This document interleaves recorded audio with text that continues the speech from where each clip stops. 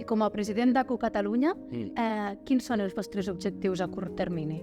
Ara hem ampliat la Junta de l'Associació. Catalunya té 2 projectes engegats entre l'any 2013 i 2014. Un és el que Deixa'm Aprendre, que és un projecte que funciona molt bé, on hi ha un protocol per a tots aquells pacients que són pacients de Crohn o colitis ulcerosa.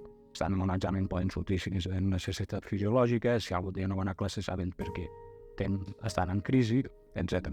I un altre projecte que tenim, que és el No puc esperar, que és un projecte molt ampli. A través d'aquest conveni el que es fa és que tots els establiments públics o privats d'aquella ciutat o d'aquella població tenen una enganxina i si tu tens una necessitat fisiològica, a través de la pàgina web hi ha un aplicatiu que et diu on hi ha tots els lavabos de Catalunya associats en aquest projecte. I que els pacients puguin consultar quins són els lavabos que estan disponibles si tenen necessitat.